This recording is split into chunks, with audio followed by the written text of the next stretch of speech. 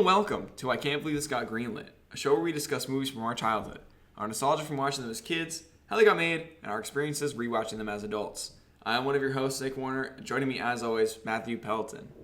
Hello. I literally thought that you were just not going to speak for some reason.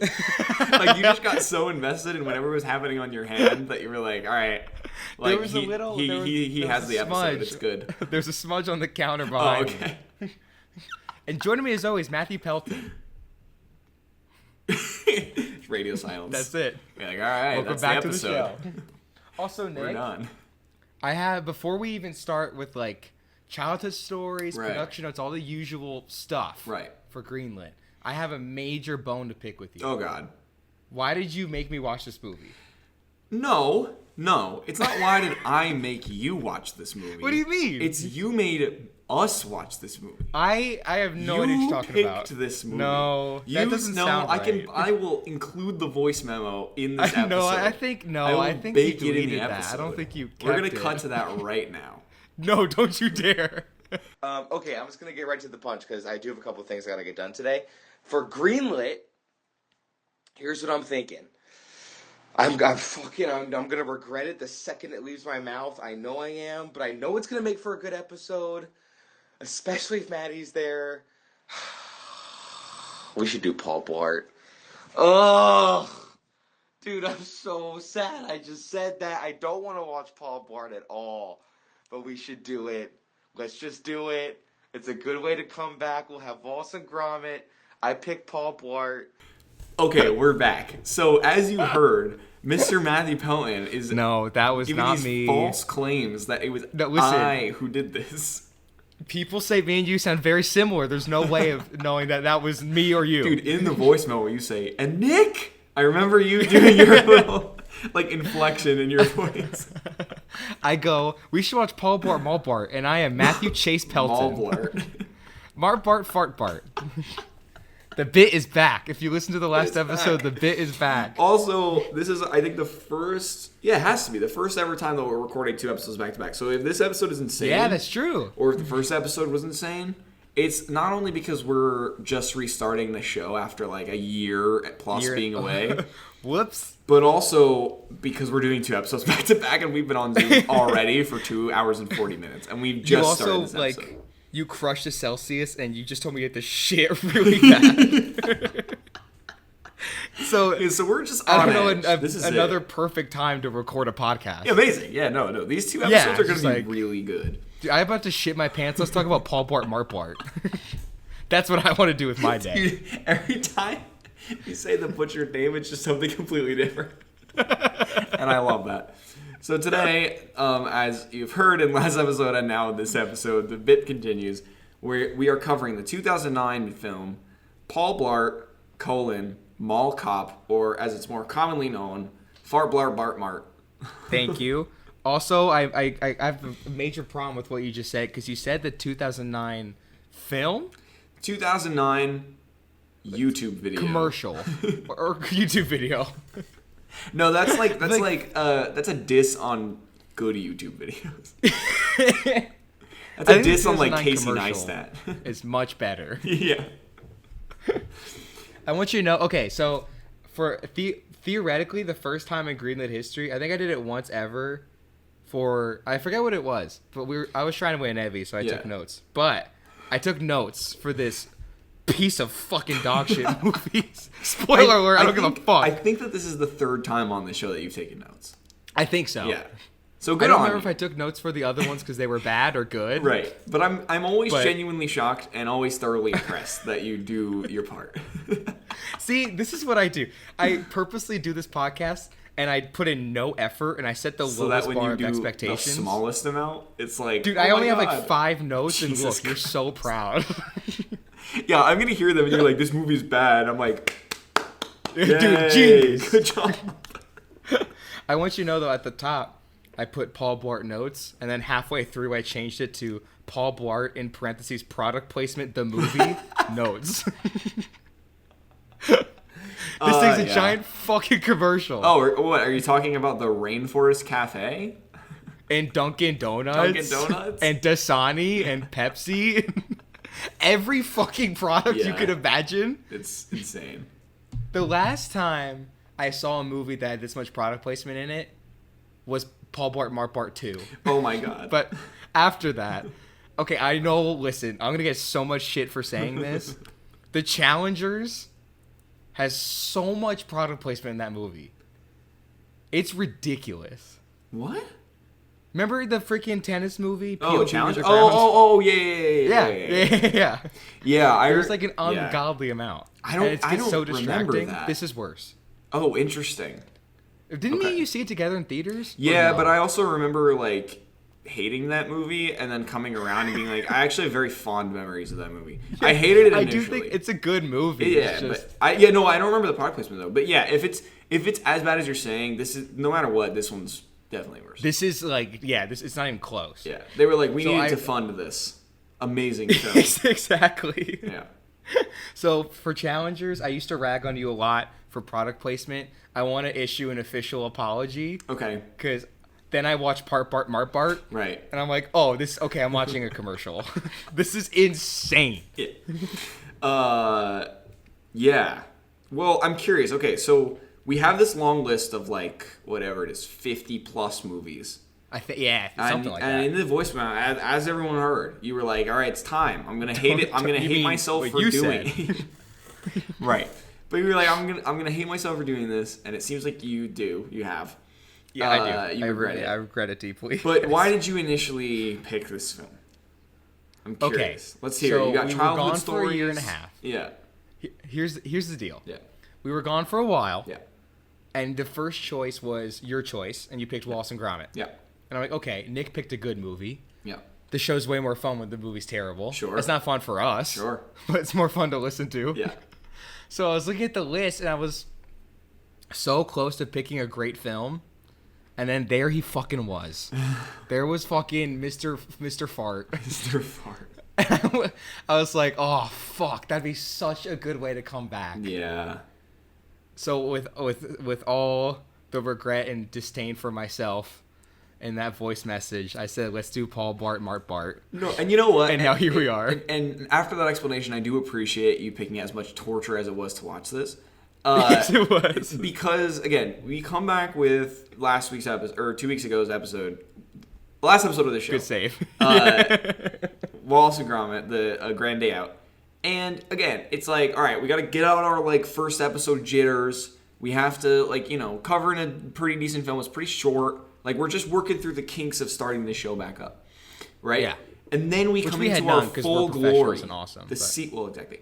But we come into our full glory of this show in the sequel to the first episode. This episode. We're back in. It already feels better. It truly already feels better. We're in a rhythm. And again, I don't know if that's just because we've been recording, for the last 3 hours. Almost 3 hours. Or if it's just because, like, it's just this movie. I don't know. But you know what it was? It was one of those where I'm like, we're so back in our glory. Yeah. But at the same time, I was watching it last night, and I'm like, oh yeah, I remember why I stopped doing this show for a year and a half. Yeah. Well, dude, no, I watched it this morning. I woke up, and the first thing I did was watch this movie. No wonder you after one of the best days of my life at Epic Universe. Yes, the first thing I did was watch this movie. Why? Because I didn't have any other time to do it, and I was like, this sucks. Just look up a recap at that point. And just why. Basically. That's what I did. I mean, I watched. No, I was playing Temple Run the entire movie. Yeah, but no, and I think that this show works the best when we have like one decent movie, a few bad movies, one decent movie, one great movie. Like sucks. It's kind we of did like this to ourselves. It's kind of like mixed up a little bit. You can't do a ton of bad movies. You can't do a ton of good movies. Like it kind of has to be one every so often. So listen, most of the time we won the Evie minus Chicken Run was for movies that were fucking shit. Yeah. So we did that. We trapped ourselves in this loop. Right. We had to watch these terrible movies. But also, like, looking at the list that we have left, it is like 70% bad movie. Awful. Yeah. But then there's that 30% where you're like, oh, I'm really excited for like a Lilo and Stitch episode or something like that. True. Where you're like, oh, this is going to be a banger. Like this is gonna Paul Blart Mart Bart 2. Right, exactly. Summer sequel's coming soon. So for me, this film was like one of those like golden like 10 to 15 movies that we had between, you know, the length of my childhood, where we had it on DVD. And oh, you did? We watched it. I've told this story numerous times, and I probably will continue in the future. But we had this as a DVD, and we watched it when we were camping, like, all the time. Do you hear that, by the way? No. You did. There's some fucking dog just barking outside. I swear. You're like, we had it on DVD. But yeah, so this was one of, like, 10 to 15 movies over the course of my entire childhood that, like, I would rewatch all the time. All the time, just because like it was physical media, so we only had a set number of movies that we could pop in the DVD player and play it. So like, you know, they were on loop, on repeat. And so, you know, I started rewatching this movie and I was like, oh right, like I remember this entire thing. So you've seen this multiple times. So many times, yeah. Explains a lot about you. Yeah. It's all it's like up. This and like The Hobbit and like I don't know, robots. Like it was like those. Like no, I swear to God, like again, I've said this before in the show, but like we used to go to like Kmart and they would have like the $5 movie bin, and it was just like all the like trash that they threw in there. But you know, it was a movie nonetheless, so I was like, yeah, let's do it. Like it's cheap, it's, you know, it'll get me an hour and a half of entertainment. This is gonna be great. And again, as a kid, I didn't like know any better, so I was like, yeah, these are gonna be like, these are fun movies. These are like whatever. And yeah, this was just one that we picked up among, you know, a few others, and that was it, and we just had it. I'm so sorry. It was great. Like truly, as a kid, I was like, this is a funny movie, and that was good.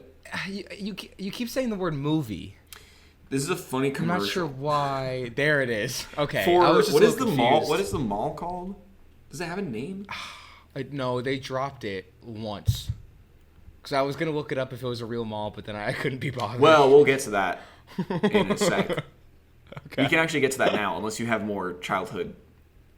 I say, in terms of childhood story, okay, I thought I'd actually never seen this movie. What? I know I'd seen. Yeah, I know I'd seen the second one after picking it.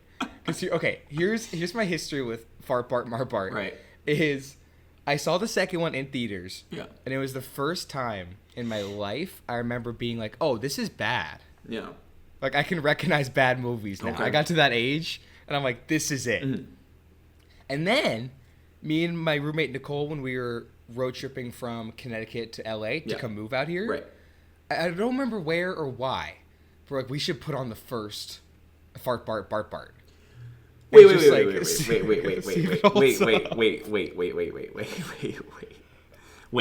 This was a conscious. You chose to watch this movie very recently, not for this show, like by your own will. Like less than a year ago. Dude. I know. That is... How did this come to be? I'm so sorry. That is insane. If you want to find a different co-host, I get it. That's insane. No, I'm just like genuinely shocked. Like, was it like truly like, oh, we don't remember this at all, so we don't even have an inkling of like, this is bad? No. We knew it was one of those we wanted to put on a bad movie to like, make fun of it. Okay. And then we put it on, and we got 12 minutes in, and we had to turn it off. We couldn't do it. But I will say, you know what's the weirdest part? The biggest twist of this whole story is that I watched it last night, and I'm like, oh, I remember some of this. So I have seen it. Oh, you're saying after the 12 minutes you remembered it. Yeah, post 12. I was like, it's because you just watched it last year. No. I was like an hour deep, and I'm like, wait, I know this part. So at some point, I've seen this movie, and I just completely blacked it out. And that makes sense. Which is not surprising. Yeah. Interesting. Okay. Going into the production of this film. Yeah, please. I want to know so badly. It was directed by a guy named Steve Carr, who hack fraud Steve Carr. Coming for his throat. He also he's a big like comedy, like mid to low budget comedy director. Okay, I'm gonna put comedy in asterisks. Yeah, right. But he was the director of Daddy Daycare, which is also on our list. Oh, it is. And also Dr. Dolittle 2. There's another one? Yeah. I don't think I knew that there was a second one. Directed by Steve Carr. So of course, shocker. I wonder if that's a good movie. I only wrote this because I thought it was interesting with Kevin James being the star of it, but it was co-written by Nick Backhay. If you say Nick Park, I'm gonna. No, that'd be insane, dude. That'd be insane. And co-written by Kevin James himself. Oh, so it was. I think it was because Kevin James is like a very specific character. Like he himself is a character in every movie, and he's the same. He's just himself. So do you think it was like he sat down with the screenplay, or do you think he improvised so much they gave him a co-writing credit? I think it's a little bit of both. I feel like he wrote some of it, like in the actual. He sat down and wrote some of it, but then I feel like a lot of it was just him doing improv. Either way, he should be shunned. Oh yeah, but I'm just kind of curious of like. Although why exactly I will say we are probably gonna rip this thing to pieces across the episode. I mean, we already are, but I will say I really do like Kevin James. I think he's a cool dude. Like he seems like a cool guy, and I like some of the things that he's in, and I think he's a funny person. I don't think that this movie. You're a big fan of Zookeeper? That is another one of those like 10 to 15 DVDs that we had growing up, and I would say I like Zookeeper more than Paul Blart. Like I have more nostalgia. I don't think I've behind ever seen it. It's insane, but I loved that movie growing up. Next 2 weeks from now, Zookeeper. Yeah, I loved it. I'm fairly certain that Adam Sandler voices a monkey in that movie. Oh, so we're he definitely voices watching that. something in that movie, and I'm pretty sure Mark Hamill's in it. I don't know. He is? I liked him. It sounds like him, but I don't know if it's him. Man. Anyways, this movie was produced by Happy Madison, which makes sense, but I didn't actually know until watching this. Yeah, I did. When the Happy Madison logo showed up, I was like, oh, yeah. That makes sense, but I was like, Yeah, it adds up. Cinematography by Russ T. Alsobrook, who is a cinematographer, again, for like mid-budget comedies. So New Girl, which is pretty cool. Okay. Super Bad. Okay. Freaks and Geeks, and The Ben Stiller Show, among many others. Damn. Yeah, pretty cool. So why would he do this? Again, like mid-budget comedy. He's just shooting it. Money. He's like, I know how to make it look cool. Yeah. So this movie was edited by Jeff Freeman, who edited movies such as Just Friends, Ted, Uncle Drew, like the new. Are you familiar with Uncle Drew? No. Okay. I'm not surprised at all. But Uncle Drew is basically this movie that they created based off a YouTube series where Kyrie Irving, the basketball player, dresses up as this old guy named Uncle Drew, and they go to like random like street ball like parks, and it's this old guy, and he's like, hey, let me get the next game. And he starts playing, and because he's Kyrie Irving, NBA legend, like he's amazing. He's just like dunking on, and he's like this dressed up as this like 75-year-old man. Was it good? Garbage. The movie was garbage. The lore that they set up in the YouTube series, I was obsessed with as a kid. Because they would like tease the next episode, but the next episode wouldn't come out for like 6 to 8 months. And you were a big basketball guy, yeah, right? Yeah. I mean, even now, like they had like I think Shaq was in one. Like they brought in like NBA players, and it would be like Uncle Drew plus like this other NBA player who dresses up as an old person. And then they would just like throw lobs to each other, freaking windmill dunk, like everything. And then everyone would be like, "Oh my god!" And I think initially it was like a Sprite commercial, and then it turned into like this whole like this entire YouTube series that was like its own thing. And then they made Uncle Drew the movie. And they had like a ton of NBA stars, and it was terrible. It was so bad. But this guy, Jeff Freeman, is very, very much like a comedy editor. Like all of his credits are like mid to low budget comedy movies. It seems like most of the crew was like all low budget comedy people. So speaking of the budget, this movie had a budget of $26 million, and it grossed. Take a guess.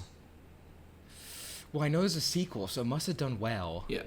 But how and this well is like around the time where a lot of these like Happy Madison movies were doing well, like your grown-ups. Right. You said $26 million for budget? Yep. And that was all paid for by Dasani and yeah, right, Rainforest Cafe. So I'm gonna go on a limb and say it made like $150 million. Very close. $183 million. Really? Yeah. Oh. Very, very close. That's way too much. Yeah.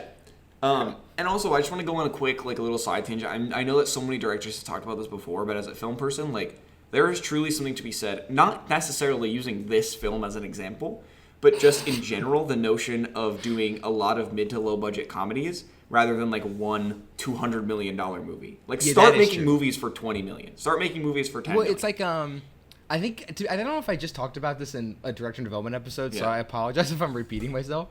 But it's like the Blumhouse effect. Yeah. Where you make a bunch of like horror movies are so cheap to make, and they always make like a shitload of money. Yeah. But then you have like the occasional like Halloween Ends or Halloween Kills. Yeah. You take it up a notch. Right.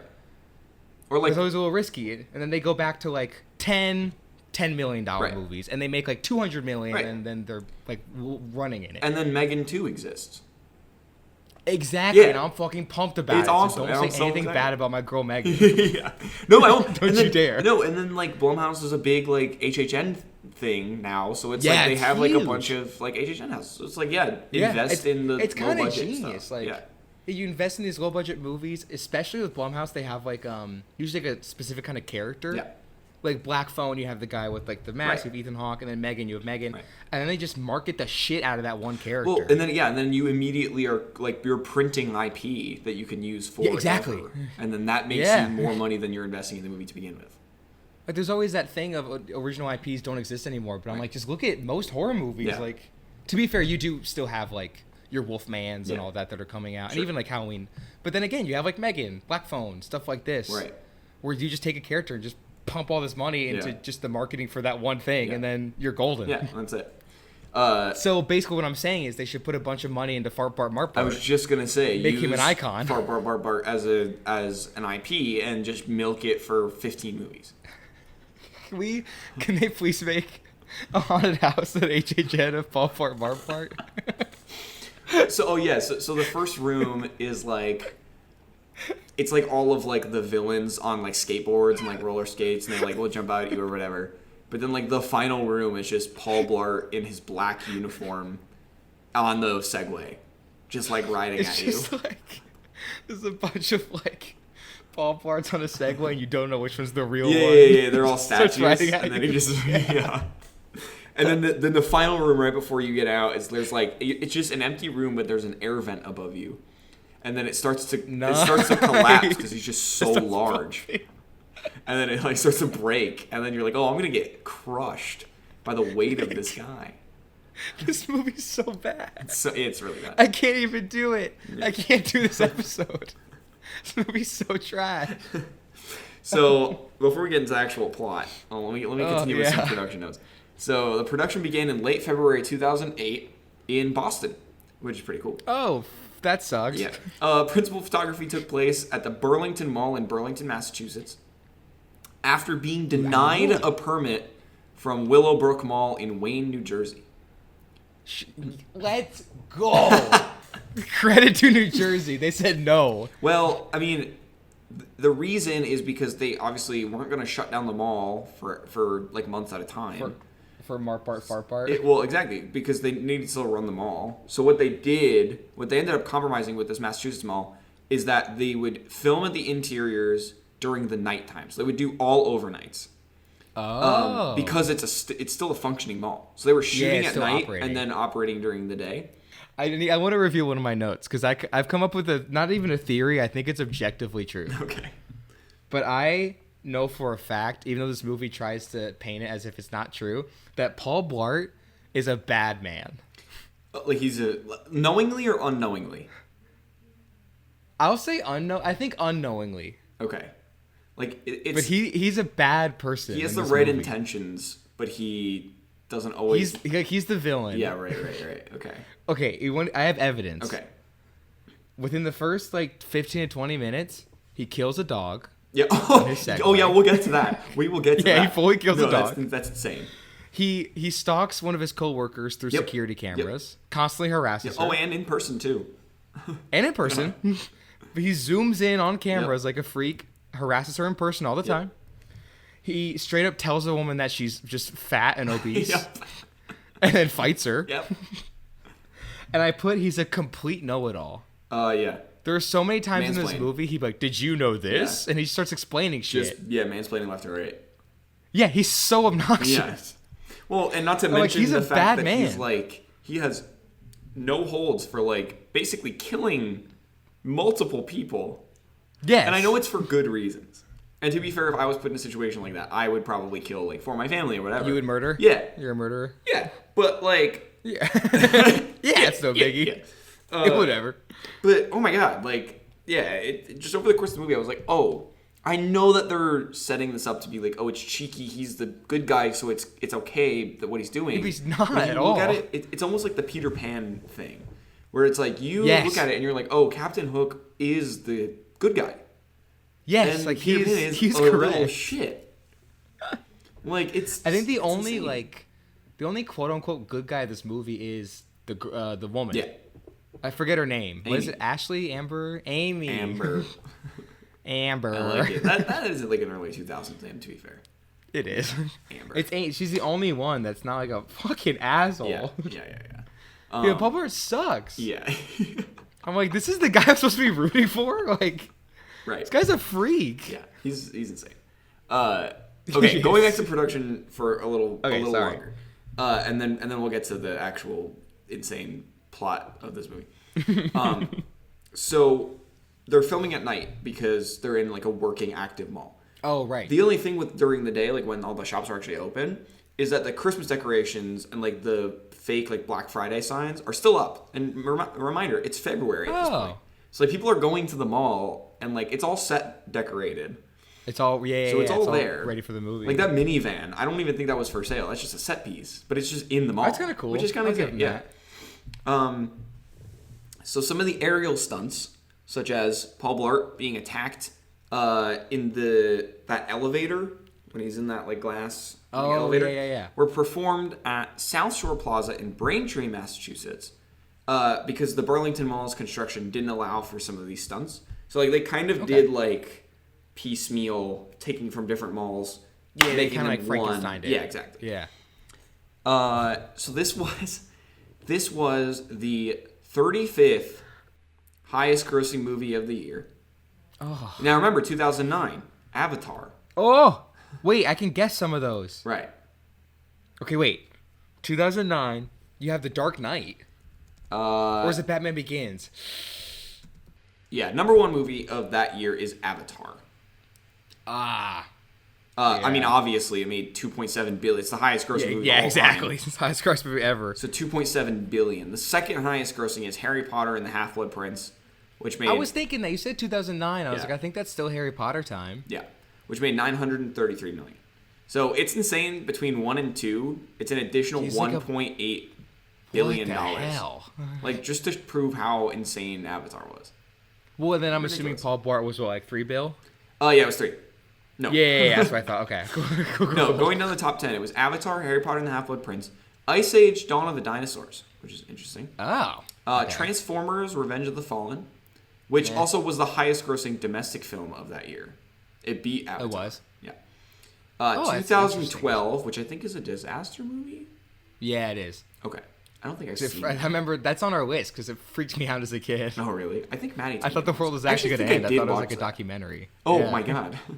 I was really scared. No, you know what? We'll get into that in that episode, but I remember in 2012, I think we were in like 5th grade, and that was when like everyone was talking about it, and that was like the first time I was because it was like the oh Mayan my God, calendar or something, I am right? terrified. Yeah. Yeah, like this is the end.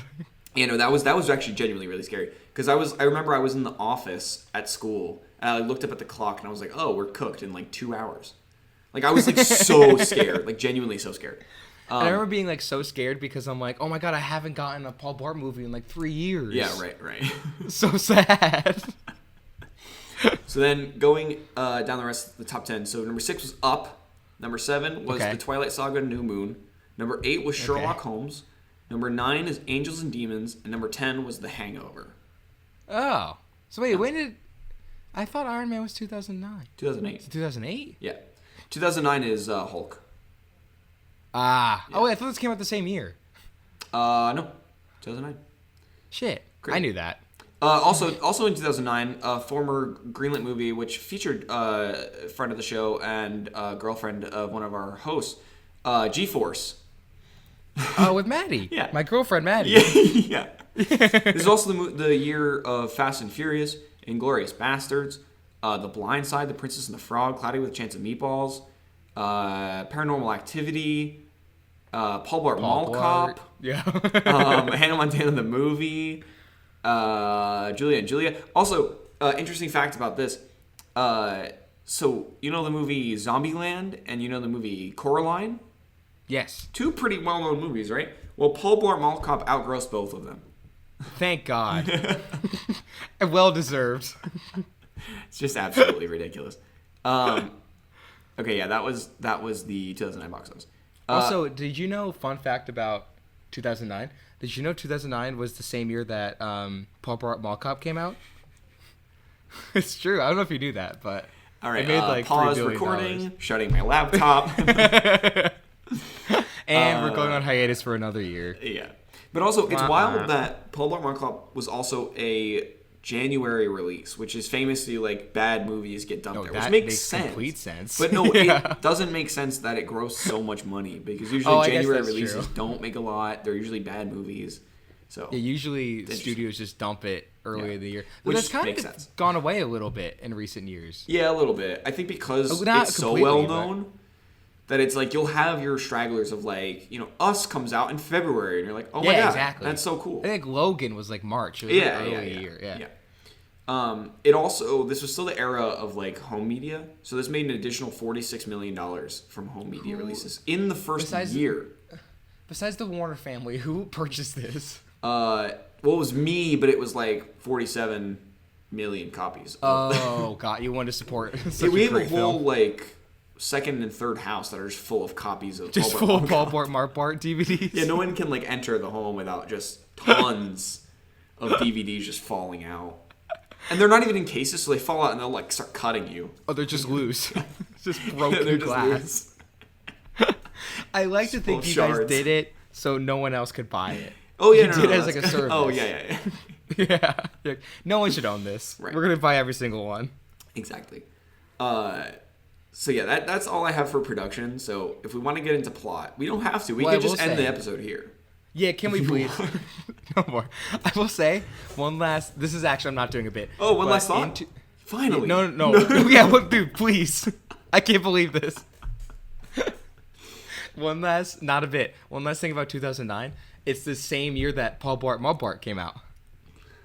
I don't know if you knew that, but yeah, Starting a pretty cool. sentence with not a bit. And That's how I trick them. That's how I get them. You should have seen your face. Oh darn, you fooled me. Dude, I got you so good. Fart blart shart dart. Can I tell you right now? I'm gonna do that bit at least one more time before the episode's done. No, I love I'm that. promising it I right love now. that. Okay, good. I expect it. Okay, so start Fun going fact. into the plot. Dude, if you did it immediately, that's insane. Okay, so we open with the classic Columbia logo, which brought me back to like the DVD days of my youth. Like that opening. I don't know if it's like because did they get gobbled up by a big company? Because I feel like I don't see that. Yeah, I feel like I don't see that opening that often. I don't know if it's because I'm not going to see Columbia movies that often. No, I think it did. I think it now says like an Amazon studio. I could be wrong though. Yeah, but no, because I remember a lot of like those home releases were Columbia. Yeah. So that was like probably the best part of the movie for me was that opening logo, which is saying something. The best part of Paul Blart Mall Cop is the opening logo of Columbia Pictures. You know what? I have to disagree. I think the best part was when it faded to black and all the credits came up. I clapped. Oh, you clapped. Because it was over. Oh, I was gonna say I feel that can't be the best part because that means you watched the movie. I think it's Sony, by the way. Columbia Pictures. Oh, I see. I think I was wrong. It's not Amazon, it's Sony. Oh, MGM yeah, you know turned to what? Because they do the, like, it's like the Sony, the, like, ding, and then it goes, dun, Yeah, dun, then it goes to Columbia. Yeah, right, okay. I would say the that makes Columbia, sense. it's a nice little nostalgic thing. Yeah. And then it's immediately ruined by a fucking golf ball that says Happy Madison on it. And I'm like, Yeah, what does that guy say? Excellent. I blocked it or out. something like that. Yeah, something's fucking stupid. This is great. Dude, I don't know if they're even, I think they're still around. But in the Happy early Madison? 2000s, yeah, they still make shit. Yeah, dude. They do? Happy Gilmore 2's coming out in, like, a week. Oh, cool. On Netflix. Of course it's on Summer of sequels. Oh, yeah, because there's like Hubie Halloween and all Oh, that. dude, That's all Adam Happy Sandler's Madison, got isn't it? Netflix under his thumb. Like, Yeah, he's I been kinda doing forgot he Netflix does all movies those for the Netflix last like movies. 10 years. He's just making bank. Yeah, good for him. Exclusively. Yeah. He has the 2 murder mystery movies. He has that one basketball movie that's actually really good. He has Hubie Halloween. He has now Happy Gilmore 2. He has You're So Not Invited to My Bat Mitzvah or Bar Mitzvah or whatever. Why do you know all Because these? I've seen all of them. Why? Because whenever they come out, I'm like, oh, Adam Sandler's cool, and I'll put it on. And they advertise the shit out of it, so I'm like, yeah, let's do it. And also, most of the time, I'm with other people, so I'm like, yeah, let's do it. Okay, Like, Hubie Halloween, I only watched because you said it was terrible. And so then awful. I watched it, I can't remember if it was with you or with someone else, but I watched it at Emerson with people. You did? And I was like, this is great. And you loved it? Yeah, no, it's my favorite. We watched it, Maddie and I watched it this last year because it's amazing. No, you didn't. No, I swear to God, during Halloween, we were You're not fucking with me? Dude, we ran out of Halloween. We like watched like every single Halloween movie. And then we were just like, all right, we're doing Hubie Halloween. No. I swear to God. Start putting on Christmas movies at that point. That should not be an option. I mean, you best be sure that I watched Nightmare Before Christmas. That's for sure. Okay. Yeah. Better. Had I would to. say I might be It's seeing you in tradition. October. If you put on Hubie Halloween when I'm in Florida, I'm gonna be so mad. Do, the Hubie Mayor Before Christmas. We'll do double feature. He's a actual villain. Like, talk about villains in Happy Madison Productions. It's Hubie. He's an evil man. Do you think they're ever gonna do like an Avengers crossover I of all the hope. Happy Madison characters? It's like Hubie Halloween. Wait, so is Paul it just, Blart, Mark is it Blart, just Paul? Is it Zookeeper. just Paul? Yeah, I was gonna say, is it just Kevin James and Adam Sandler as like 8 different characters each? Yeah. Like all the grown-ups. Yeah. They're all there. The grown-ups That'd be are so individual cool. IP. And they're fighting like a guy that like does a lot of charity or something. They're fighting like a really good guy. Yeah, jeez, that would be awesome. Bigger I think than we should Avengers pitch Endgame. this. It's a Netflix exclusive. Oh, yeah, well, of course. Yeah, come on now. And it's just, very confusingly, it's just called Happy Madison. And you have to figure out what's going on. Like, is this a remake? No. No trailer. It just shows No. up on Netflix one day. Yeah, just Happy Madison. And people, this is already on Netflix. You're like, no, not this one. This one has Kevin James. And Has 8 Kevin different James. characters. And Kevin James. Kevin James. And Kevin James. Oh, from Zookeeper? With Kevin James and Kevin James. That's the poster. Yeah. Kevin James, He Kevin gets the James, with, Adam Sandler. He gets the Kevin with credit James, and the and credit. and the end credit. Okay. This is a great idea. It really is. I Okay, like this. So after the logo, we enter the movie. Paul Blart, Unfortunately. Fart Bart Marchart, is played by Kevin James, is in the New Jersey State Police Academy going through tests to become a police officer. So, Okay, that was my first note. Okay, right off the bat. Because as you know, I'm from New Jersey. Yes, I immediately thought of you when I started. Yes. So the movie starts, and I think he has what, like a crew neck or something Yeah. that says like Jersey State Police or something. And I put, and I quote, "He's from Jersey. ... What an insult." Jeez. Like, why did they have to do that? Oh to yeah, us? sure. There's no need. Yeah. Jersey gets enough shit. You're gonna make Fart Bart Markart from New Jersey? That's so wrong. Like, fuck you. But We don't want you. It is kind of highlighting New Jersey in a bit because, like, you see like that panning shot in the beginning with all like these big, jacked, tall, hot guys, and then he's just like the one those are short Jersey guy. men. I fit right with And that. again, it's like short, fat guy funny. Like that's just it's of the movie's downfall, but it is like that's the running joke. I know it's the worst. You know what though? Listen, I like the fact that they said this piece of shit was from New Jersey, and they said, "Hey, can we film in Jersey?" And Jersey said, "Go fuck yourself." Yeah. Boston said, Take "We'll that." take them. Yeah, Boston was like, "Yeah, no problem. Yeah. We'd love to have you." So he's passed his written exam naturally, and is gliding Naturally. through this physical exam in the front. Dude, he's doing backflips off the rope. He's killing it. He's clearing the walls. When he did that backflip, my jaw was on the floor. I was Really? like freaking out. I was like, "Go fart mark!" And he's a mere feet away from the finish, and then he passes out. I'm like, dude, He needs a Snickers bar. this movie would be over, and you would have spared me if you made it like another 5 feet without needing been saved. like Smarties. Like, Come But on. do you get it, Nick? Isn't it funny? Yeah, it's He needs so sugar 'cause funny. he's 'cause fat. Do you get it? Oh my god. It's so good. It's like, of course. Like, he's crushing. Oh, Crushing. because he's fat and he needs sugar. Give him his pie with peanut butter on it. Ho, ho, ho. It's like, really? We couldn't come up with anything better?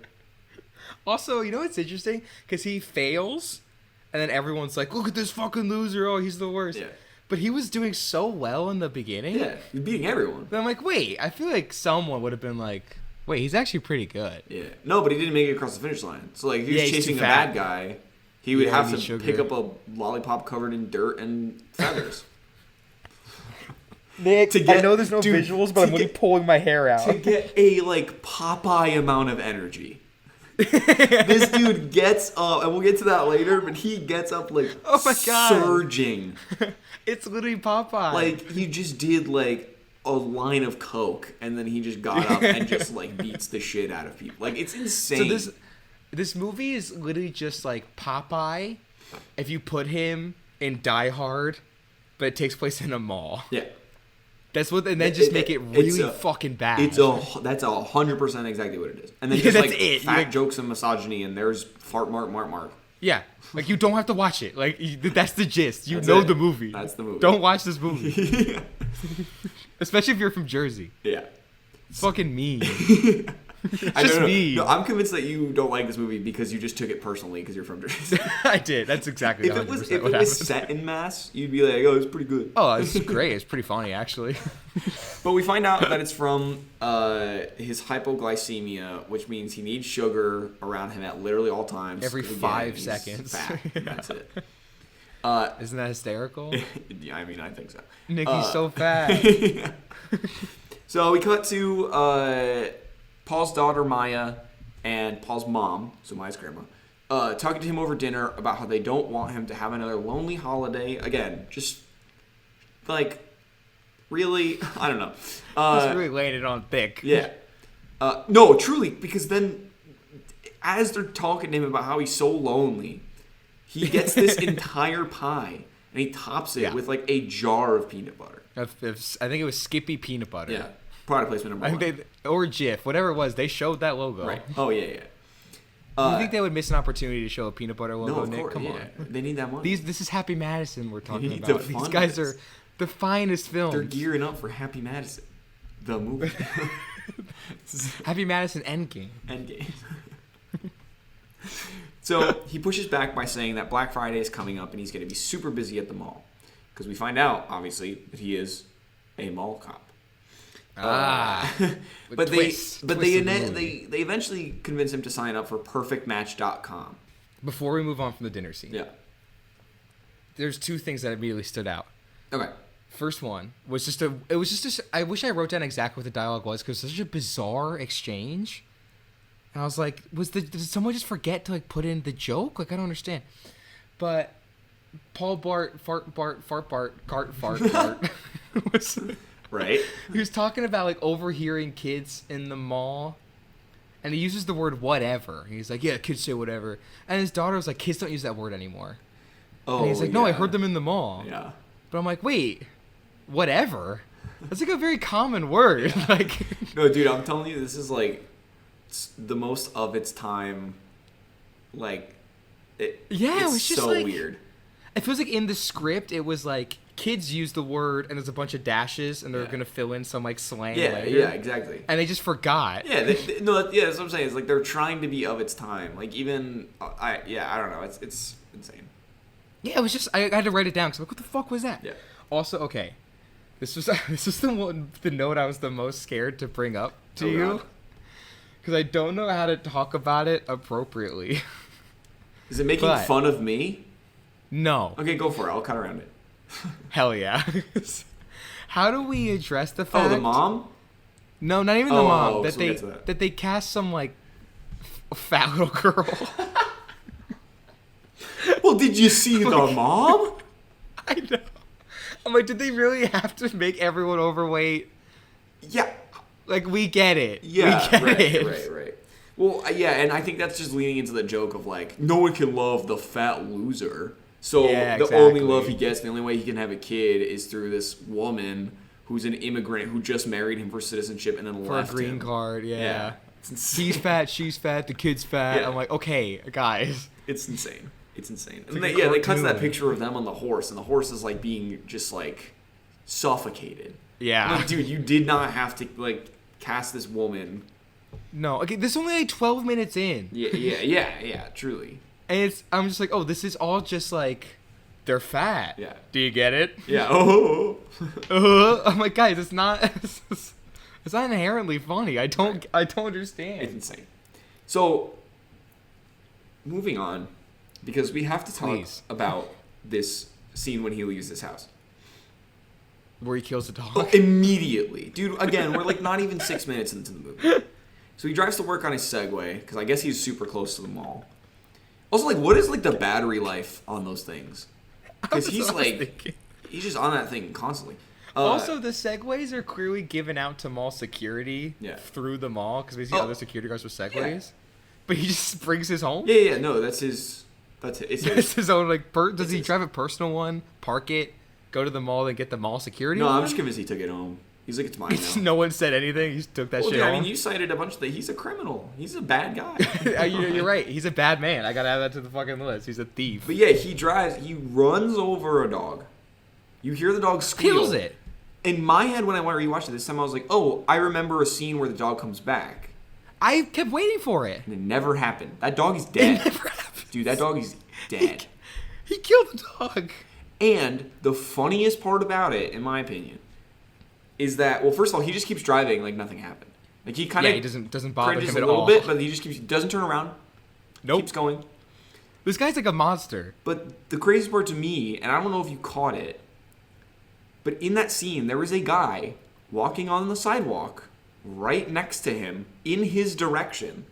So the guy can clearly see There's a witness. the entire thing. I don't remember Paul Blart Part 2, but I like to think it's him in prison. Yeah, no, I'm pretty sure it's multiple like accounts of murder. I'm pretty sure he like goes to another mall in like Miami or something because like we got to bring in the big guns. I remember this? No, it's he goes to a hotel. Oh yes. And it's like a convention for security, like mall security, but the hotel's a real hotel. Yeah. And I remember why I thought the movie was so bad. He just brought back so many memories. It's a real hotel, and half the movie is just either the characters talking about how great the actual hotel is, or it's just like beauty shots of the fucking hotel. You know, it's funny you say that because my only memory of Paul Blart 2 is like an aerial shot of the hotel. That's the only thing I remember. Yeah. We think this one's a big commercial. I was wrong. No. It's the second one. Yeah. That's where they got all their money second from, is the hotel. Well, yeah, exactly. This one at least is multiple brands, I guess. Yeah, right. I can give it that. It's not just one. But, you know, I'm convinced that, like, the guy reported it to the police, but then by the end when he saved, they're like, all right, we'll let him slide from killing the dog because he just saved all these people. Well, he did also kill, like, 8 people in this movie. Yeah, that's true. He's definitely going to prison. And he still has those codes. I'm sure he found those codes by the end. He probably has, like, 30 mil. But he's a fucking thief. He probably stole all that money. So he's riding around the mall. He gets to work after killing this dog. No, like, regret whatsoever. He's just he killed the dog in the morning. Continues with his day. Fucking monster. But he sees a new vendor at the mall. This beautiful woman.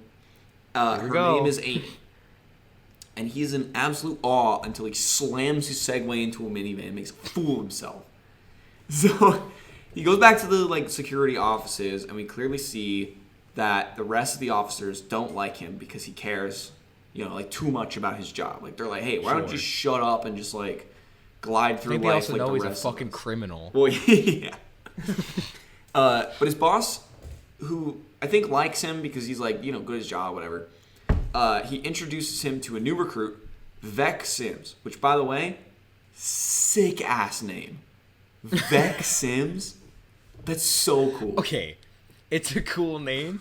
It's obviously a villain name. 100%. It's so fucking obvious. As soon as they said it, it's like, oh, this is Sims. And he's like, hey, I'm Vec. I'm like, well, Vec That's the Sims. villain. That's awesome. Yeah.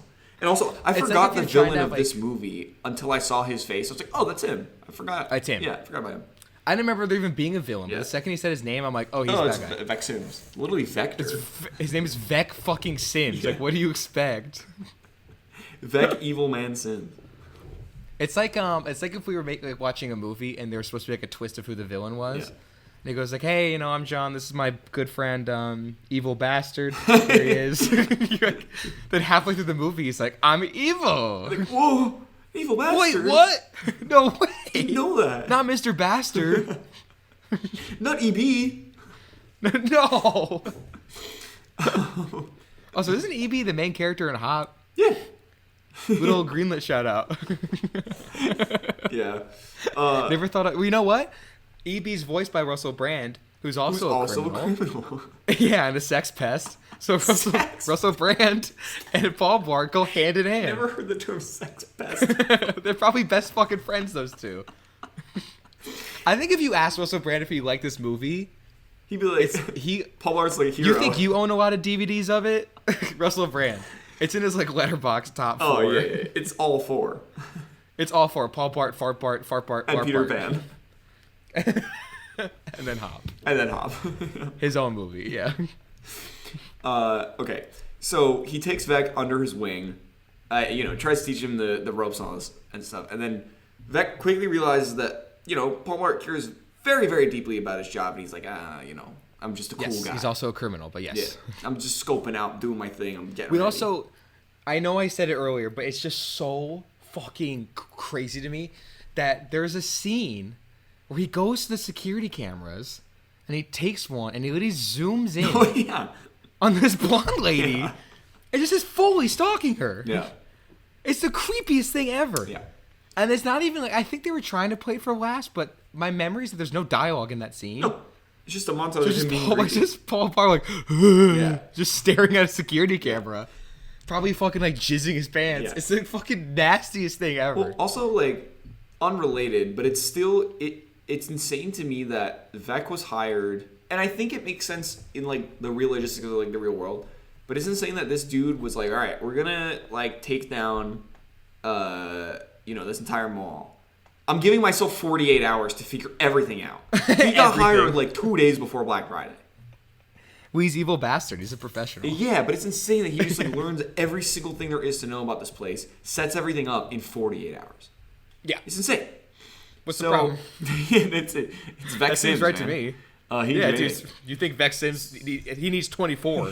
48 was a fucking bonus. Yeah. So after a failed attempt at stopping a man on a scooter from speeding, trying to do his job, Paul Blart stalks Miss Amy in person. Again. Oh, yeah. And This it just time it was keeps in going person. back and forth and just staring Decides at to her, harass her drooling now. over her. Yeah. Until she asks him if he needs help with anything. Like a normal person that clearly sees someone stalking him would do. So he asks for hair extensions to kind of keep the conversation going, when it is then cut off by Stewart. Your classic 2009 douchebag. And why do I know him, by the way? That's like an actor. It is. Let's see. Oh my god, is that the guy that fucking lied about 9/11? What? I think that's him. What? Okay, do you know the show The League? No. It's like it's a 20-minute comedy, but they're all like football fans. I think they're like in a fantasy league. Oh, okay. And he's one of the main stars of that show. But for a couple years, he went around I forget exactly what he said, but he either said, I was supposed to go to the Twin Towers, or I survived. Like, I was there and I survived. Okay. And it turns out he fucking lied about it the whole Oh my time. god. He made it all up. That's insane. Like, this guy's a monster. I don't know, he's not a sex pest. I can't call him that. I want to, but he's not. So it looks like he did some stand-up specials. He was in Paul Blart Mall Cop. He was on Punk'd for what's a his bit. name? He was in The League. He Oh, was yeah, in I think that's the Avengers of 9/11 guy. Justice. That looks like That's an my favorite. insane movie. That's my favorite Avengers movie. Oh my god, this movie It's looks Avengers, insane. Age of Ultron, Avengers of Justice. Wait, look up... Do you know Avengers of Justice? No. Okay, look up the poster for Avengers of Justice. Okay, wait. 2018? 2018. Oh, Jesus Christ. What the hell is this? This is the work he's getting post 9/11. Yeah, right. That's insane. Wait, what's his name? Steven Renasses. Yes, this is the 9/11 guy. That's insane. AI overview. Comedian Steven, who cares, gained notoriety for falsely claiming to have been in the 9/11 attacks, specifically at the World Trade Center. Wow. I guess he wasn't. So when getting, he plays this, he wasn't getting some good work after Paul Blart.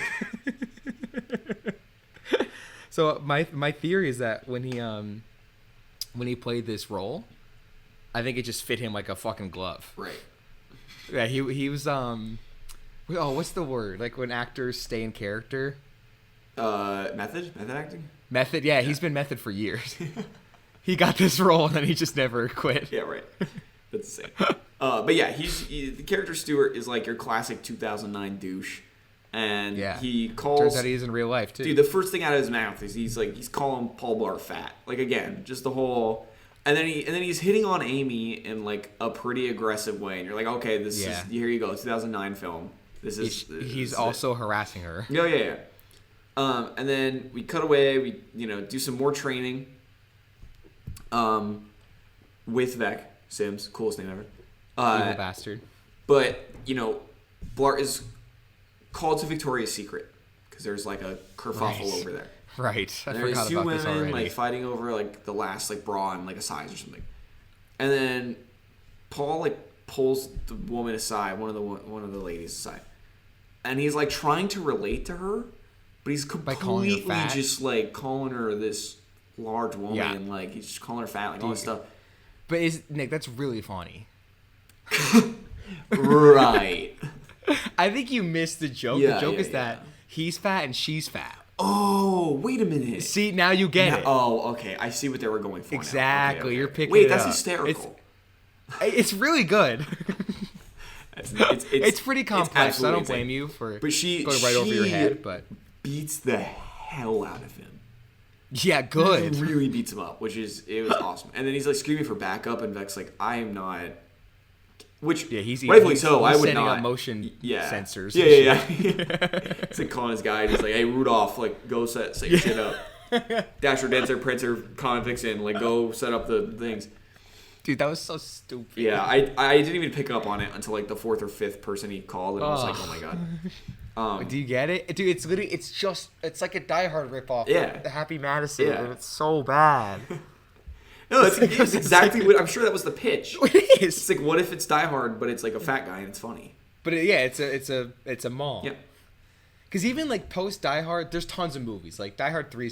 Well, actually, no, that's not true. But you have like Speed, Die Hard on a bus. There's Die Hard on a boat. There's Die Hard on a plane. This is just Die Hard in a mall. Yeah. But they're like, hey, what if we put Kevin James in Fat Funny? Right. And he falls down. You're like, got it. Right.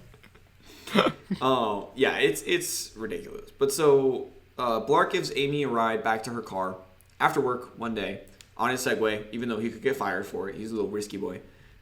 He's a rebel. He's cool. And she gives him her number, even though he doesn't have a phone. He's like, I'll remember that shit. So he does. And she invites him to American Joe's later that night because everyone's going to be there. The entire mall, all the mall employees are showing up at this place. It's a big gathering. It's amazing. Paul's telling Amy one of his many fun facts, just mansplaining. When Stewart comes over and tells Amy to buy herself one of those girly drinks, in quotations. He hands her a crisp 20. Crisp 20. She's like, oh, he's buying. He's like, no, I'm not buying. I'm just getting it for you, sexy. And you're like, dude, relax. Again, very 2009 in like a bad way. Very it's like, bad I way. love girly drinks, but they're not even girly drinks. They're just cocktails. Like, I don't even drink. I like my little mocktails though. Yeah. I'm like, can I get a Shirley Temple but virgin? Yeah. And like, that's not how that works, but okay. Do you remember? I could have sworn that exact scene. He walks up to her and he's like, "Hey, buy yourself a girly trick, toots," and he hands her a Chris 20. And then he's also like, "Did I ever tell you about the time I was at 9/11?" And you're like, "Whoa, uh-oh, that didn't age well." Yeah, he actually does. It was in the script. Yeah, I'm pretty sure that was in there. I think he was like, "Hey, can I put this story in?" Right. I'm like, "Sure, survivor, hero." Whoopsies. So she leaves, and immediately we could tell that he's not just doing this to like try and hit on her. He's also trying to do this so that he can talk to Paul alone. Paul Blart, that is, if you forgot. So he turns to Paul and he says like, "Hey, listen, dude, you never had a chance. Like it's all me. We're basically together." I think he says we're basically dating, right? Yeah. So and then Vec is there because obviously everyone's there. Everyone who's ever worked at the evil mall. bastard has to show up. Yeah, there's thousands of people there. Everyone who's ever worked at the mall. Everyone. Vec steps in and, outs him for being a pen salesman. Get him. Because he's a loser. Get his ass. And that he's not that cool. Like, they're not dating. And he wasn't in 9/11. Yeah, exactly. What a fucking freak. So then we cut away. We're still in the same night, but Paul's now participating in a nacho eating contest because, of course, he is against another dude who's just huge. Like it's just like another fat guy. But when he starts drinking lemon. I knew that you were gonna love this scene. I loved it. No, Nick. it was probably your favorite one in the whole movie. But so he starts drinking this good. lemonade because there's peppers in the nachos and his mouth's really hot, and he gets drunk because sure does. He's like, oh, I don't drink, but someone's like, oh, it's actually a margarita. Oh, whoops. He says he doesn't drink, but then we have this entire drunk montage, which I'm sure you loved. Oh, Nick, it was so funny. But I will say So the only good. part that genuinely made me laugh, because I've done this to people before, is when, can you guess which part? No. Okay, it's not like when I'm drunk, but it's just I just do it because I think it's funny. Sometimes. It's very rare. Okay. But when he gets the drinks and he's with Stuart and he's like, oh, you want some? And he's like, oh, and he starts barking at them. You've done that? Dude, okay. So the one story that happened to me that I think Sam filmed. But we were at Universal and this kid, we were in line for one of the rides, and this kid turns to me and he makes eye contact with me. He couldn't be any older than 12. He starts barking at me. Just straight up. Just like, and I was like, wouldn't it be funny if I took it up a notch? But I barked back. And dude, I did it. And the kid didn't bark at me again. Yeah, damn straight he didn't. You put him in his place. Now I just do it like to Maddie sometimes as a joke. But Nick, how often are you barking at people? Almost exclusively now. Like I only communicate to people via barks. Like my boss has never heard me speak. It's only barks. Yeah. That's why I still work there. Yeah, it works. It works. But yeah, so there's this whole drunk montage, and he tells Amy that, he told his mom everything about them, even though she, says that she doesn't know what he's talking about, and, it's all in his head, and he's freaking out. Yes. So we cut to Thanksgiving dinner. This is the next day. Now, wait, I gotta stop. Oh, yeah, okay. Because I have two notes about this fucking montage. Yeah. Can you tell this? I really like this movie. Oh, yeah, 100%. This is your favorite movie. Oh, dude, loved it. Okay, two things. One, excluding an ongoing bit about him getting a series of tattoos the same night. Right. This whole montage / bar sequence has nothing to do with the rest of the movie. No. Zero. No. You can completely cut it and just cut to Thanksgiving and nothing would change. Well, I guess the only thing is that he admits to Amy that he loves her, basically. Yeah, but he was drunk and it doesn't even come up again, I don't think. It's weird between them, and then that's when he has to go get the phone because she's like, oh, just text me about it. I have to run to the bank. Yeah.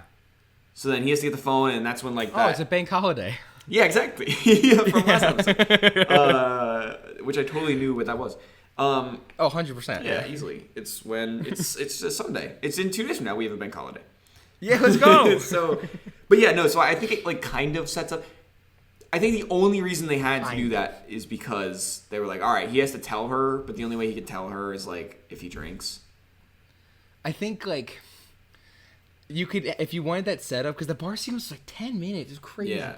I feel like there's a much easier condensed way to do that. Oh, yeah. In either a different scene, an already pre-existing scene, or just you can have a new one, but you don't need all this fucking nonsense. Oh, no, I agree. And also, to add to that, again, the only reason that it happens is that he goes up to her and apologizes, and then she's like, "Oh no, let's just text about it." But he could easily walk up to her, everything's hunky dory, that scene never happens, and then she's like, "Hey, I gotta run, but text me."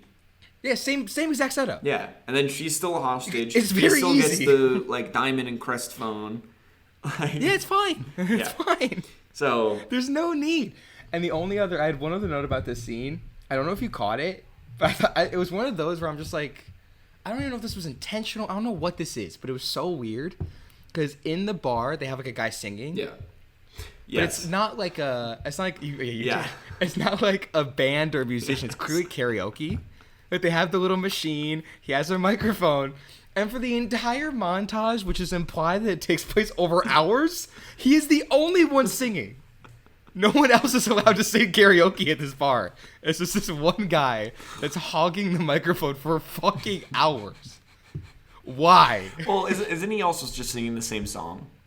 So yes. It might just be like but yeah, I get what you're saying. Like it's the montage is supposed to be over time, but then they keep cutting to the same song. They keep cutting to the same should song. Only but even be 2 like minutes. if you pay attention when he first walks in, the guy's singing a song. Oh, yeah. The montage is singing a different song. Yeah. So that means he at least did 2 in a row minimum. He loves the mic. What is going on? He's been on the mic for 5 hours. I think I literally I was like, what did I say? I said, why is only one guy allowed to sing karaoke? No one else is allowed. Yeah. It's so weird. And also, if he's getting a bunch of tattoos, clearly it took place over a couple hours because he kept drinking. No, I'm calling bullshit. That montage was like an hour minimum. And it's the one guy singing the whole fucking time. Yeah. It's insane. I would have preferred you going up there and bark. Okay, so we cut to Thanksgiving dinner. This is the next day, the next night. And Paul is upset, so he goes up to bed early. He's like, I fucked everything up. He logs into perfectmatch.com to find that he has no matches. Again, like, fat guy sad, fat guy funny.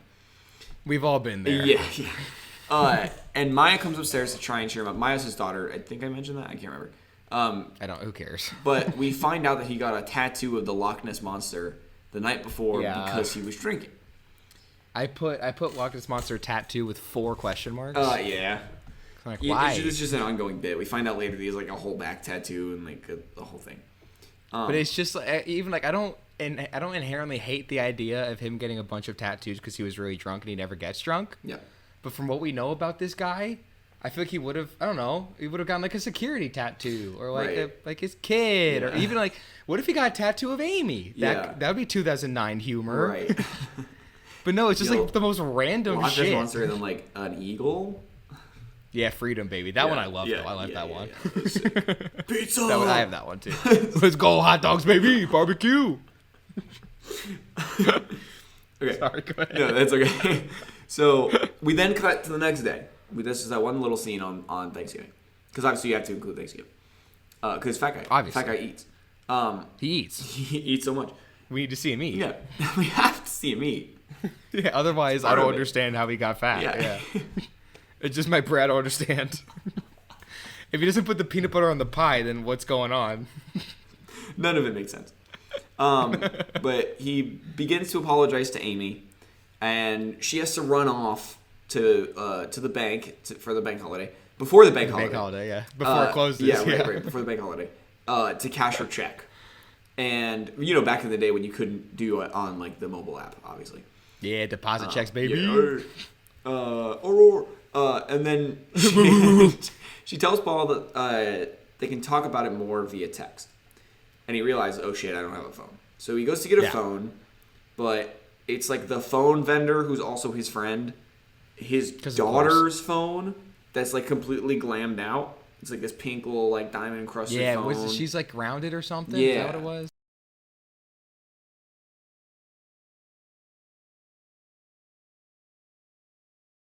We're back, and we have a very special guest, Maddie Kutza, my girlfriend, friend of the show, her 3rd appearance on the show. Welcome, Maddie. Hi. So, for context, Maddie was not supposed to be on this episode initially, but she walked out, because I was in the same apartment, and she said, do you guys like Paul Blart? And we said, no. I mean, you can clearly tell, like, just listening to me speak. Obviously, she can't hear Pelton, but just from me speaking, like, we don't like it. And then I was like, do you like Paul Blart? And she said, yeah. Like it's obvious. So what's your history with Paul Blart? It's the one movie my sister, my dad, and I had on repeat. What year did it come out? 2009. Okay, yeah, that adds up. I think as soon as it came out, we were like hardcore fans of Paul Blart. Oh shoot! Did you guys like have the DVD? Yes. Oh, okay. Hilarious movie. Okay. So you guys just rewatch, and you're just like, this is amazing. This is peak comedy. Yeah. Do you know what one of my favorite scenes of all movie history is? Oh God. Okay, let's hear it. Him playing Guitar Hero. Okay, that part was. Did you get there yet? Fun. Not yet. Oh, Not yet. We're almost okay. there. That's Well, we'll probably cut this in later, but yeah, it's insane. It's hilarious. Yeah. Why? Because like, fat guy can move. No. Well, no. Check your text. Because everything's happening without him knowing what's going on, and he's just playing Guitar Hero. Yeah. And then he walks out and nobody's... It's hilarious. I think that's one of the first like comedy movies I've ever seen. Okay. Were you a big fan of like Zookeeper? I've never seen it. How about like Grown Ups? Yes. Okay. So you're big like That's Happy the Madison. Yeah. Yeah, Happy Gilmore, Billy Madison, like Happy those. Madison. Happy Madison. The production company. Yes. Adam Sandler. I'm aware. Yeah. But you're a big fan of like Kevin James stuff. Oh yeah. Okay. Decent fan. So was it like the Kevin James aspect of it, or was it like what actually happens in the movie? The actual plot? Or was It's it just the like actual him plot. riffing? I didn't know who Kevin James was. No, but did you like him as the character, or did you like what actually happens in the movie? all of it? Interesting. What's your problem? Why does he look like that? What's your problem with it? I don't understand. Can you please show her my text? Oh yeah, he Pelton texted me in the middle of that. He said, "If you need help breaking up with her, I got you." Pelton. This is a steaming hot take. What? This movie's so bad. Why do you hate the movie? Wait, ask her. There's when's the last nothing time she wrong. watched When's it? the last time you watched the movie? Had to be within the last 5 years. Oh, okay. So you were like well away. So you like seen it. I kind of was an recently. adult. Yeah, Yeah. and you still thought it was really funny, which is fine. Yeah. No, it's Okay. not. Okay, that's fair. I'm confused. No. Also, for the listener, Maddie cannot hear Pelton right now, so he's like freaking out. We oh She my God, can't he hear. really is. I Pelton is crashing out. I actually can't believe this. Well, I can't believe that this guy. I could. Sorry. See, that's Were why you- when were you you gonna say picked that? this movie, and then I Maybe. hear you talking, you're really talking smack on him back there. Dude, we've been going for an hour and 20 minutes. Why now. are you? Just fucking- Why are you? We might immediately break our like hour 20 cap. I mean, I'm gonna edit it, but You're like, Well, yeah, sure. But we're probably still drinking. you're not making fun of his condition. But why no, are you upset by we're it? making fun of the filmmakers for making fun of I his think it's great. stuff. I think it's great. So I don't know if I can come in October. I think I'm busy. He said he doesn't know if he can come in October anymore. You're coming. I'm already making plans. I don't know. Really busy. We're gonna all get together and watch this movie, and we might have to have a drink or Oh. something, but I'll just tell you why this movie's the greatest movie I've good. ever seen. It'll be a little Paul Blart wine night. Yeah. These are edibles. Oh, we're What not is taking edibles.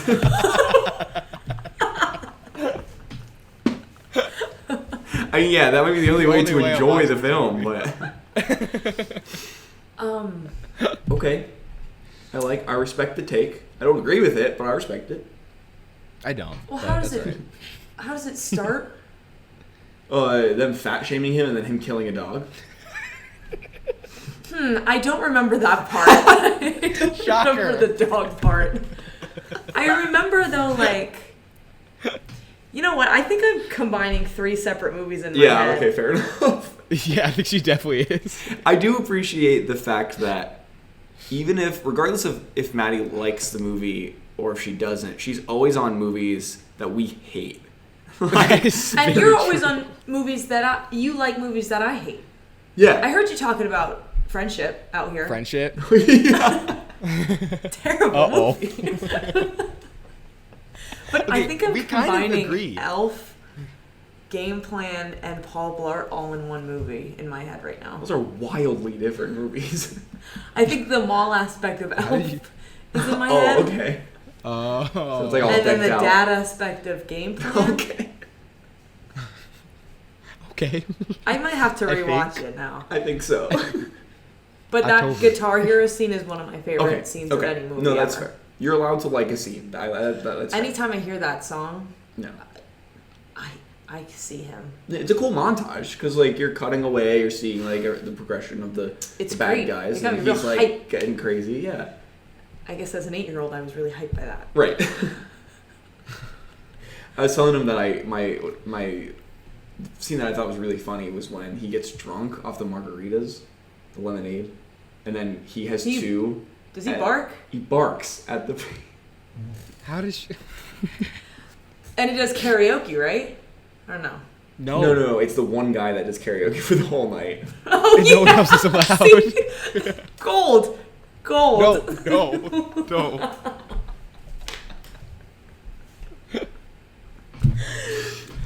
Bye, guys. Okay, yeah, I actually am gonna leave now.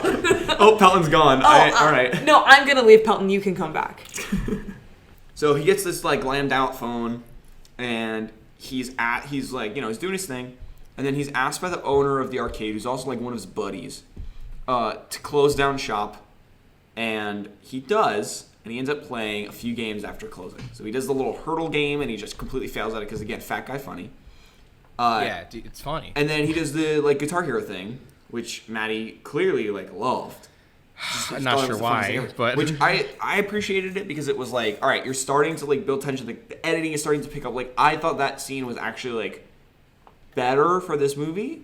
Like I thought it was like, you know, the montage or whatever. I'll give you that. Yep. It's not funny, but I think it No, was no, just progressing something. I agree.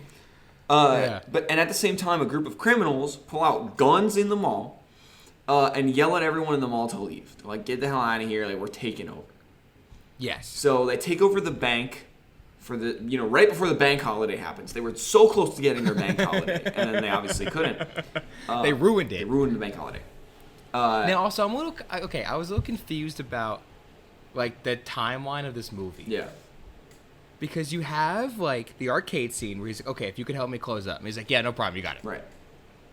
And then throughout the movie, you see a couple other stores that are also closed. Like the little like fence is brought down, or like the card shop that he's trying to get into, the doors are locked. But the guys pull out a gun when there's still a bunch of people there. Right. So is the mall like just closing? Or is it already closed? Or do some stores closed or some are open? It looked like they were like an hour out because it looked like people were confused, but it definitely was like the end of the day.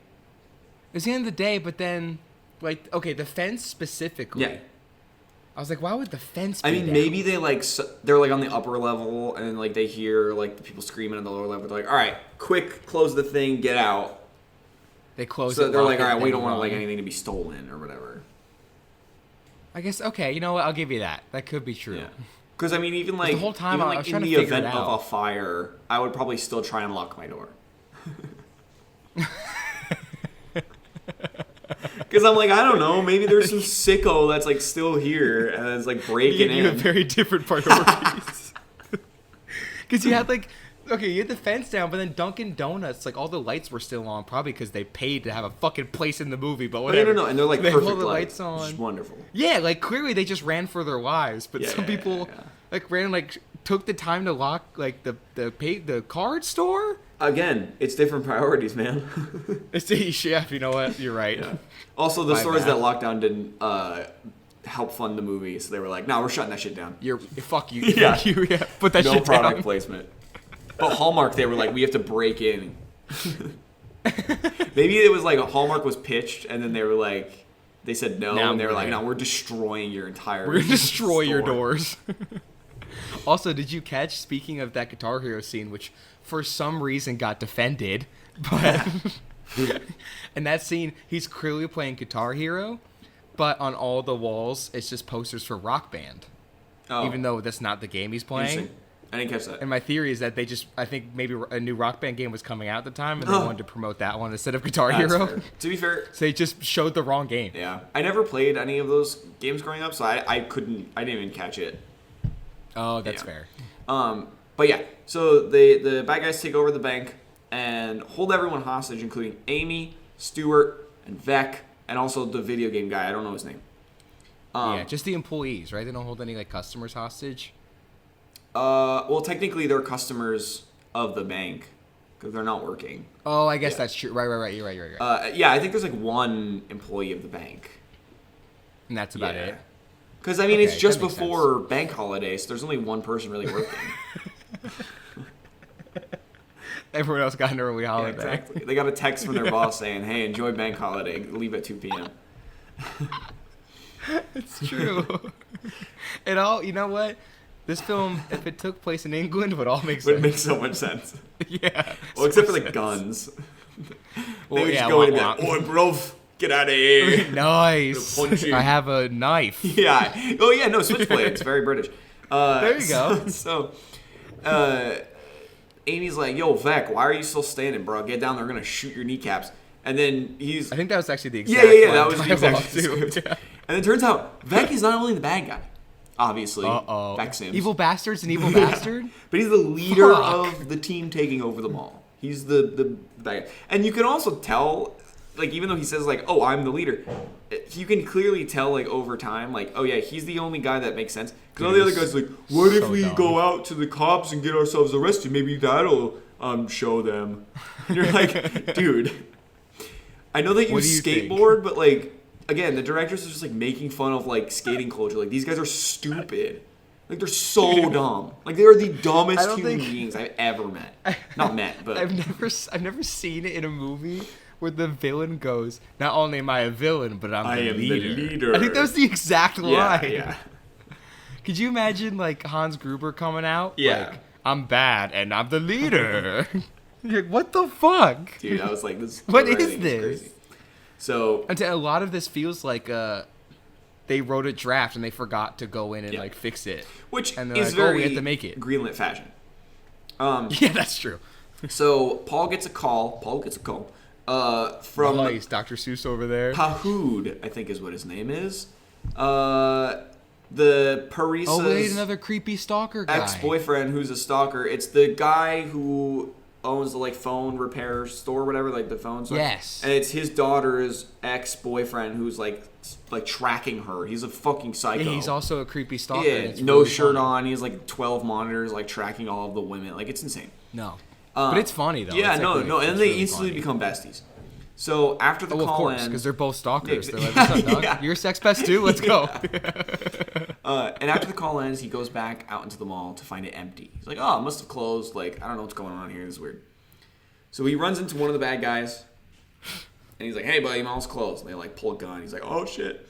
And it makes no sense to me because, like, again, he's on the Segway, which is not that fast. And the people have guns. Yes. He should be dead. Like that dog. He should be dead immediately. There are multiple scenes in this movie where people are on skateboards or roller skates, which are much fucking faster than his Segway. Or sprinting. And somehow his Segway, which, by the way, and in real life they don't go that fast, but even in a movie where you can fake stuff, it doesn't look like he's going fast. like they don't even do a good job. They start running and it looks like they're running faster than he's moving. What they are. Yeah. No, I know. Clearly exactly, they are. Yeah. It's insane. And he escapes the mall, and the cops are like, hey, come on. Like, they're going to kill you. Or maybe not, because they're so lightning quick on that Segway. But after realizing that Amy is still in there, he turns back. He's like, I have a duty to protect my people. Yes. I wrote, like, a pledge that's framed on my wall to protect the people of the mall. Yeah. Sure.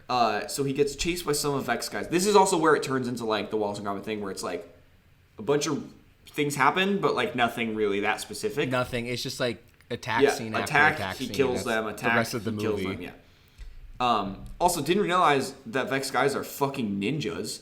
Like, they're doing, like, backflips and shit. That they do, the vertical jump on these people blows my mind. Like, they're just doing it for fun. Like, they're just jumping over, like, houses just to get to him. Yeah, just for no reason. It's insane.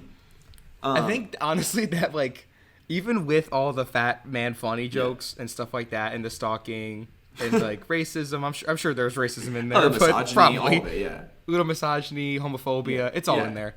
But honestly, I think the parkour might have been the most outdated thing. Oh yeah, 100%. The skating parkour. Villains doing parkour for no reason. Yeah. It was. It's so weird. It's so weird. But Paul Blart gets his second kill of the movie, but it's on accident because again, Fat Man Funny, he's in a vent and then the vent breaks because he's so big and it knocks him out. You get it? Yeah. Yeah. So then on the outside, the cops, they're not doing anything because they have hostages, and then SWAT shows up and takes control of the operation from the outside, and this is led by. What's his name? Bobby Cannavale? Who that cares? one guy that I recognized that I was like, oh, it's Bobby. Sergeant Secret Evil. Yeah. Sergeant Evil. Should have called that guy. So Paul takes out more of the criminals, again, randomly, sporadically, nothing of note. Yep. And he realizes that they captured his daughter, who was so sweetly on her way to bring him comfort food to cheer him up. So sweet. I also, I was a little confused. Maybe I missed something. Yeah. Because this movie is this movie. But they have all these motion detectors outside the mall. Yeah. So they know if anyone's getting close. Yeah. And these guys are really professional. And somehow she gets in. Well, she can get in, but the motion detector goes off that she got in. It did? Yeah. Okay, I don't know if she caught swipes the motion card detector and then off. immediately someone's right behind her. Okay, fair enough. Because again, I was also eating an ice cream cake and probably texting people and doing errands at the same. I was playing Pokemon while I was again Temple Run just on 3 screens at once. Yeah, Subway Surfer. I was working on Quaywood clips for TikTok. Hey, check out QuaywoodProductions.com. So he gears up to fight the rest of them because he's like, nah, you don't touch my daughter. Also, another thing, again, Fat Guy Funny, right? Another one. He's going and he's looking for a new shirt because he got blasted with this spray on tan. Yeah. Another very early 2000s Brazilian spray on tan, whatever. Of course, yeah. And he's going through and it's all of the sizes aren't gonna fit him. Right. And then he finally finds the one at the very end of the thing. And he's like, oh, it's for me. Do you get it? Yeah. Because he's so fat. Yeah. But I mean, he does kind of It's look so sick funny. when he puts on the all black. It does kind of look cool. I'll give you that. The black suit was kind of badass. Cool. And he taunts Vec into sending his guys into the Rainforest Cafe. He gets on the PA system. He's like, "Come get me, fuckface," and then he ends up going into the Rainforest Cafe. Hey, I had a shower What? thought. oh, Maddie had a shower thought. All right, let's hear it. Ooh, okay, I'm ready. I've always wanted to ride a Segway because of him. Okay. Okay, you know what? I had the same. That's- thought as okay, a that's kid, actually a I'm not fair gonna point. lie. I've never done it. Yeah. Yeah. But every time I see one, I think of Paul. Yeah. No, you know what? I had the That's same fair. exact. Yeah, when I was growing up. Did you talk about the Segway? Oh yeah, multiple times. Good. Yeah. Okay. Okay. Bye. Thanks. Bye. And that was Maddie Kutza. So yeah, he taunts them into going to Rainforest Cafe. So now Vec is like, "Oh, it's Blart. How are you guys letting this happen? You absolute buffoons. Go. I am sending all of them." And I think he says some offhanded comment of that. You know what they always say: if you want something done, send your men in and get them killed, and then do it yourself. And you're like, what? What? That's insane. It's just another one of those bizarre moments. You're like, what? Yeah, What says is it going and then on? Just moves on. And you're like, dude, what's going on? So Good one. Again, one by one, he takes them all out. To be fair, I thought the scene was actually pretty sick. He does it in the darkness of the Rainforest Cafe. It's like a Batman scene. Yeah, it's kind of cool. It's just a Batman parody. Yeah, he takes all them out one by one, and then takes out the last one in a sports store. He's dressed up in the hockey gear. He knocks him over Right. and then smacks him. He took the time to put Yeah, on right. here. Because that makes Yeah. sense. Yeah, no, he had all that time. And no one noticed. Yeah, completely. Yeah, what's the problem? Now it's just Vec Sims, badass bad boy, and Paul Blart, fart tart. Here we go. His arch This nemesis. is it. Fart, tart, tart. So after racking up this kill count, Paul tries to break all of the hostages out, but he fails because again he can't pull the other fat The guy. fat out. one. This Do you movie's get it? Fucking insane. He's too fat, Dick. There's It's too so many funny. fat jokes. And Vec and too many fat jokes for plot. It just is ridiculous. No, it's so ridiculous. And Vec takes the phone with the codes, for the money he's after. Because he gets he's trying to get the codes for the credit card machines or whatever to steal all the something money. Because again, stupid like that. 2009, it's just the wire. And then he for some reason has a private jet ready yeah, to fly him to some island. insane. Even though he doesn't have the money yet, so how do you hire a private fucking jet? But okay. Why not? So he takes the phone and he takes Amy and Maya because he realizes after looking through the phone that or not looking through the phone, he looks through something else, but he finds out that Maya is his daughter. So he's like, all right, I'm gonna take it. I think it was like a picture or something like that. Something stupid. I don't remember where he got the picture from. But anyways, the SWAT leader and Paul chase after Vec in the minivan that was on display that he ran into. Yes. To the airport, and Paul takes down Vec because, he gets Popeye superpowers by eating the lollipop with dust and feathers on it, and he knocks him out and takes him down. Doesn't he do like a leg sweep or something? Yeah. Like he fakes passing out. Yeah. And he does a leg sweep and he arrests him. The lollipop was earlier. Yeah. This was like a fake out. Right. And then the SWAT leader guy shows up. I cried. Yeah, no, I was weeping. And then the SWAT leader guy pulls up, Mr. Bobby, and he's like, wow, that's great. Now give me my money. I'm pulling a gun. You're like, oh, shit. He's Sergeant Evil was the bad guy the whole time. So Paul breaks the phone, and he's like, what now, bitch?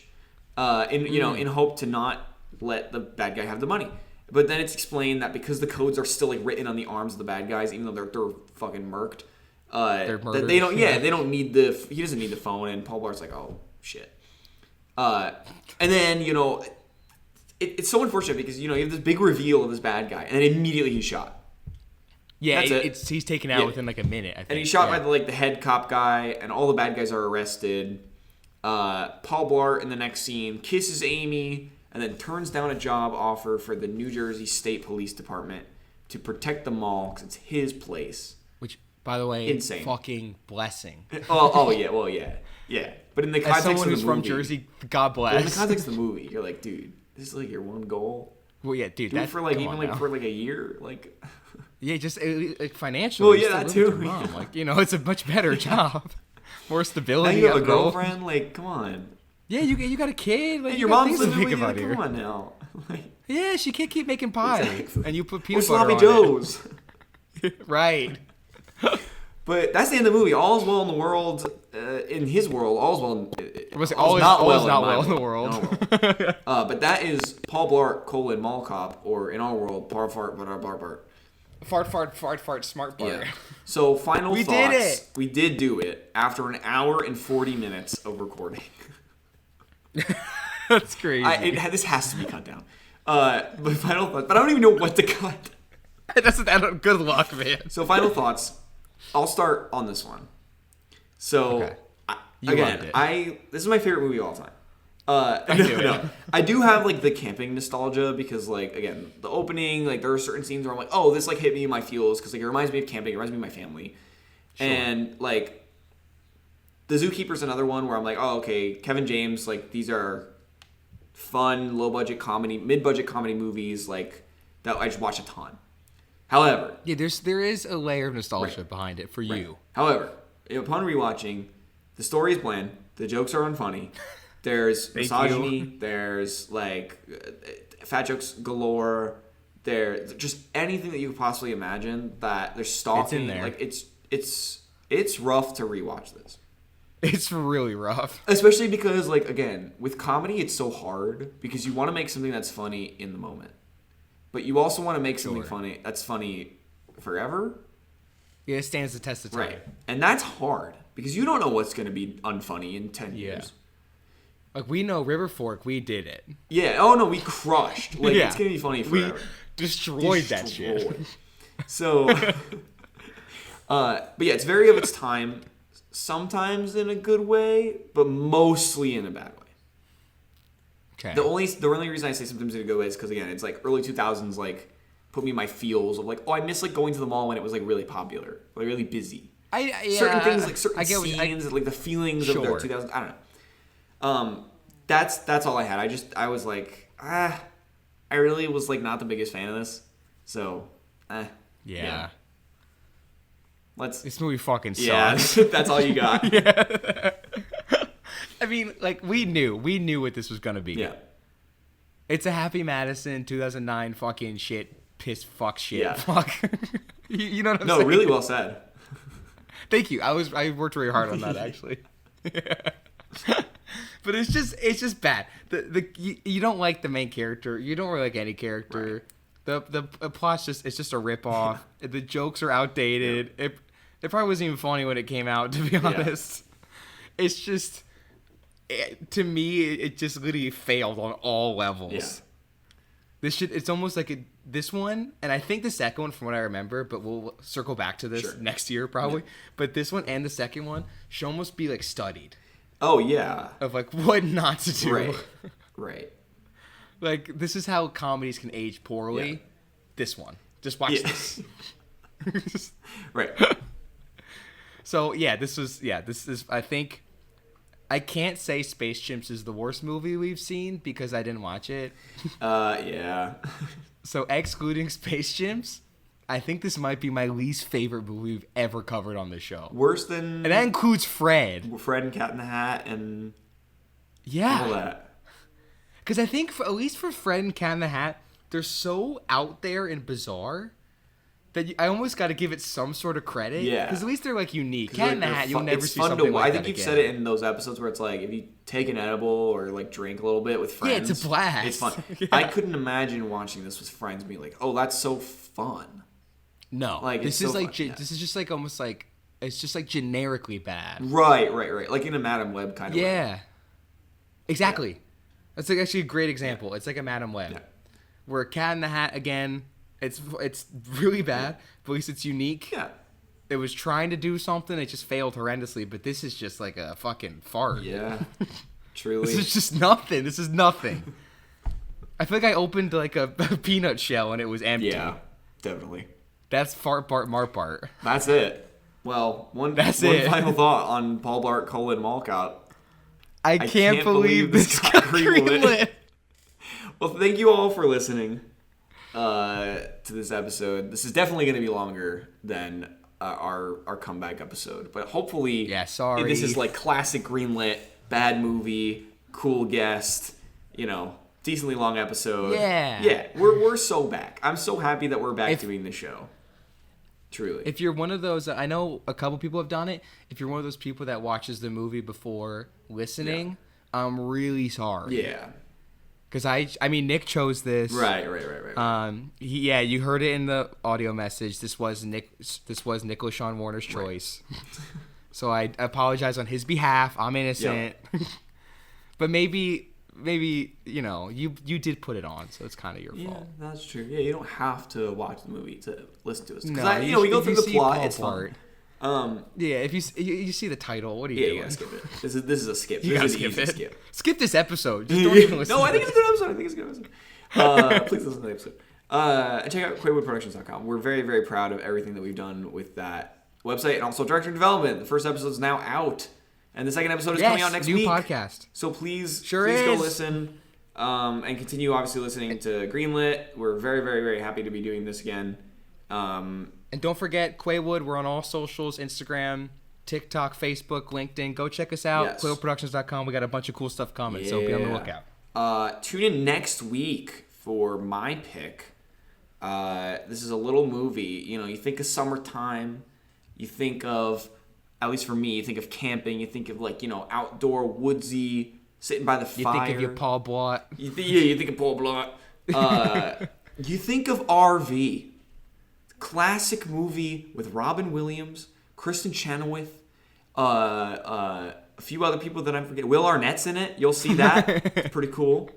Tune in next week for RV. Where I'm particularly pumped for that episode, and you'll find out why. So stay tuned for that. We'll talk to you next week. Bye. Bye.